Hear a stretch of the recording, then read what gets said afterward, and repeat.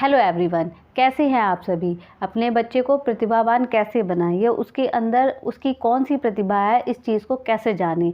वैसे तो इस धरती पर हर एक जीव जंतु के अंदर कोई ना कोई विशेषता ज़रूर है।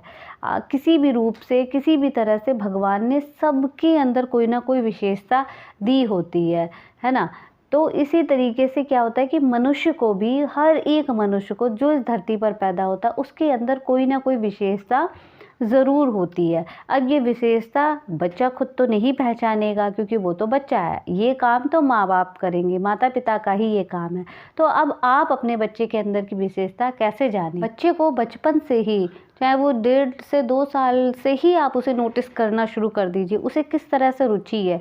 ये कोई बच्चा है बहुत उछल कूद करता है, बहुत ज़्यादा एक्टिव रहता है, और कोई बच्चा है जो बहुत कम उछल कूद करता है, थोड़ा शांत स्वभाव का है।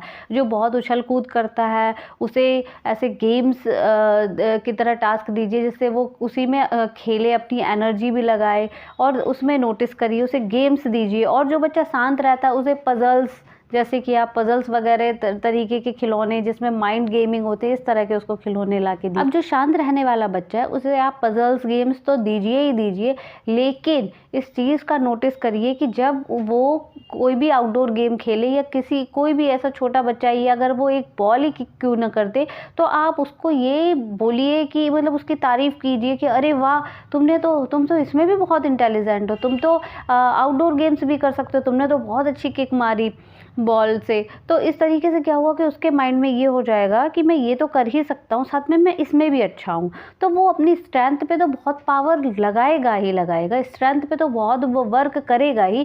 जो उसकी जिसमें वो उतना नहीं है, वो उसको भी करने की कोशिश करेगा, उसको भी एक बैलेंस करेगा। जिस तरीके से जो उसकी स्ट्रेंथ है उसमें तो पूरी पावर ही लगेगी, और जो उसकी जो जहाँ वो नहीं काम कर रहा है वहाँ पे भी उसे काम करने में रुचि होगी, क्योंकि आपने उसकी तारीफ़ की है, तो उसको उसमें भी रुचि बढ़ेगी। उसकी लाइफ में एक बैलेंस रहेगा, वो अपनी प्रतिभा को जानेगा, समझेगा। और ये तो एक छोटी सी शुरुआत थी, इससे वो बहुत आगे तक जाएगा। कभी कभी हमें लगता है कि ये छोटी सी, इससे क्या होगा, इससे ही सब कुछ होना है। जो ऊपर तक की सीढ़ी है वो नीचे से ही शुरू हो रही है, पहले स्टेप से ही शुरू हो रही है।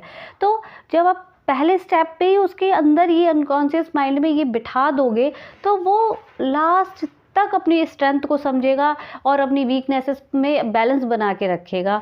उसको वीकनेस तो नहीं कह सकते उसको, जो जिसमें वो नहीं भी एक्टिव है, वो उसमें भी पूरी तरीके से एक्टिव होने के लिए कोशिश करेगा। और बस यही तो हमें चाहिए। तो आज की वीडियो बस इतनी ही। लाइक और सब्सक्राइब ज़रूर करें चैनल को, और धन्यवाद। फिर मिलते हैं अगली वीडियो में।